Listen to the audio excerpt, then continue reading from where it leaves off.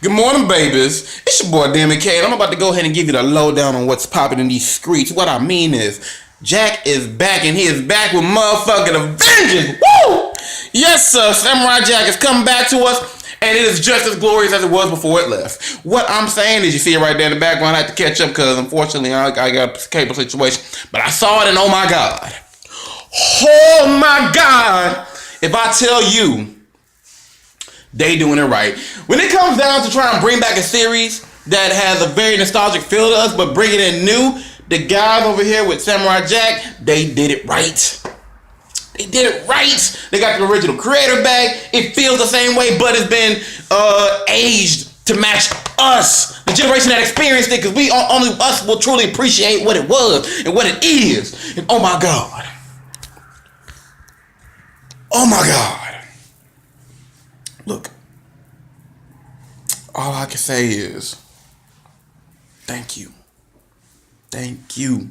For that to my childhood and to something that I can enjoy as an adult. Not to say I couldn't enjoy it as a child, but right now, as a more mature version of what it was, it is great. And as long as it goes on this path, I see many, many, many more episodes. And in conclusion, that'll be worth it.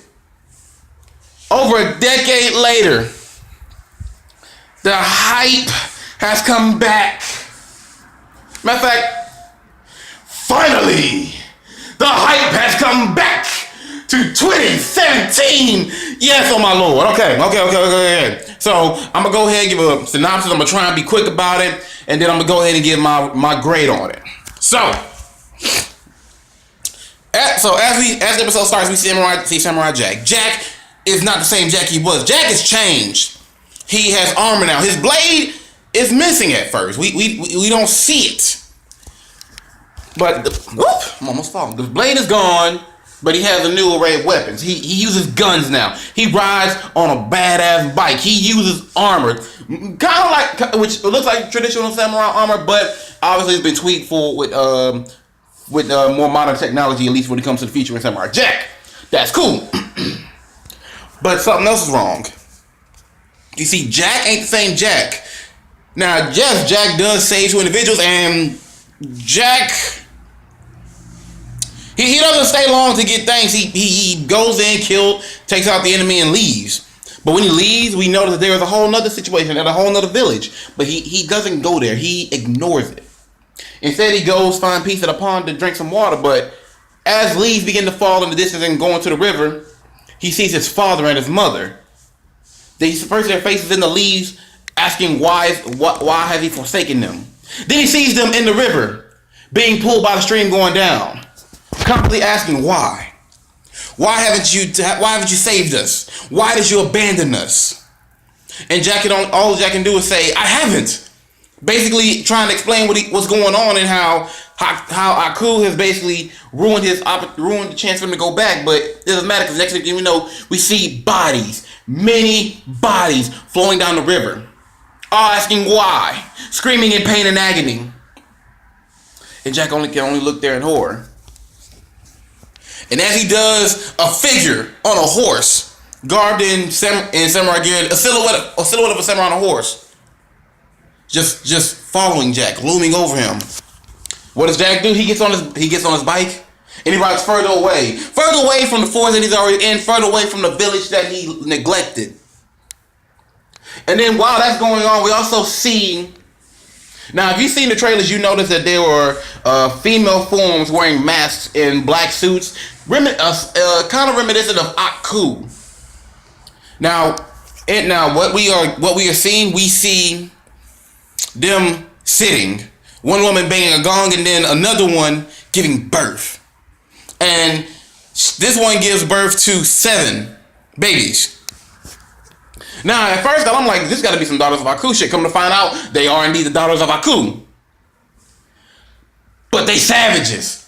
What goes on is, I believe that at some point in the past, obviously Aku developed a cult following, which I believe there was maybe more of, but it just kind of is coming more light now. And it's basically like, how do I explain it? I think kind of like the League of Assassins. Kind of, sort of way, where they basically birth their own warriors. Now the thing is, they're all women. Now, I don't know if they all just born women, or if if a male is born, they kind of kill it off, or what the case is. But basically, a league of female assassins with one purpose in life, and that's to kill Samurai Jack. And oh my God, it is gruesome. I mean, this is an adult version for your ass. What I mean is, the babies are born, and then they're little kids, and they're being trained. They're not getting trained lightly. No. The training is brutal. Basically, it's like 7 of them going up against one big She-Hulk type daughter, and she's just beating their ass. One of them walks away and sees a crack in the mountain that sees light, and like the head mother goes in to tell her that you see what light Aku creates, because she sees a forest, the sunrise, all that while they're training in caves. This is what Aku brings to us.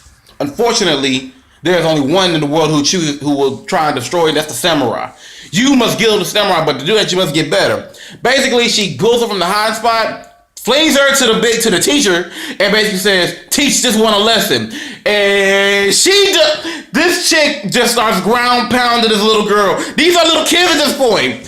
Oh my God, it's brutal. I love it. So fast forward, and there's no real time purpose and thing to this, because I think that they're using this episode to give us the heads up on the Daughters of Aku, as well as give a synopsis of what the fuck happened to Jack. So obviously, I think they're aging regularly. There's not no advanced raising age thing, advanced aging. So that's fine with me. I have no problems with that. Now then, we are back at the samurai, who now is a campfire, a good distance away from everything, eating a rat. And oh my God. Ooh.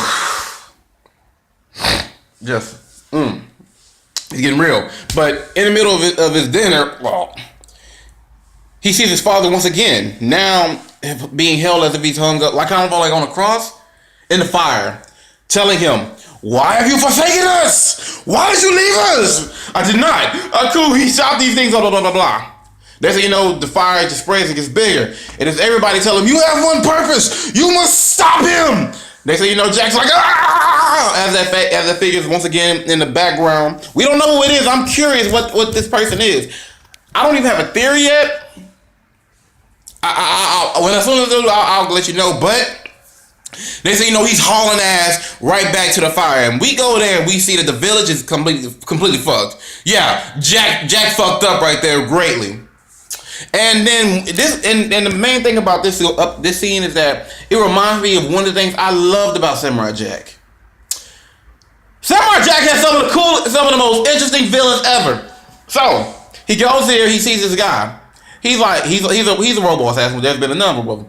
This was different. I don't know how to pronounce this motherfucking name because the shit was weird. It's like or whatever the fuck you pronounce it. I don't know, but. He gonna talk about how he's like Aku's most favorite assassin, and the way he's dressed, minus the metallic version of a straw hat, he's kind of dressed like he's from the 70s. And what I mean is he's kind of like the Beatles, button downs. He's speaking kind of like Sammy Davis with the "It's okay, baby. I am Aku's most favorite assassin," and shit like that. I'm like, okay. You cool. You got some. You individual. I likes it. And he's like, "Oh yeah, I see you, baby. Oh, but wait a minute, you're different. You have armor, and where is that sword? Come on, baby. Pull the sword out, let me see it. Whip it out for me. Let me see. I want to see how long I'm gonna measure." I'm over I'm overdoing what he did, but he basically did that. He basically did one of those, let me see your dick tricks. I'm horrible. Okay. But then when he makes the idea that Jack doesn't have a sword. Did you lose it? And that's when we see that some time ago in a battle that we don't know about, I don't believe, the sword fell down a giant pit. I'm curious. When we gonna get visuals of that battle, who was it that took the sword away from the samurai? But nonetheless, we're moving on. So first off, this dude pulls out the cell phone. He's like, "Hey, Aku, baby, it's your main man, the number one assassin, yeah." And he's about to go ahead and let Aku know what's going on. Next thing you know, Jack don't give him a chance. This boy Jack had the cool eye right there at the phone. Right there, it's cracked. Aku's like, hello, who's this? Hello, hello. And it's weird because it sounds like Aku was an old man. So I'm like, I understand that the original voice actor to Aku, he passed away, R.I.P.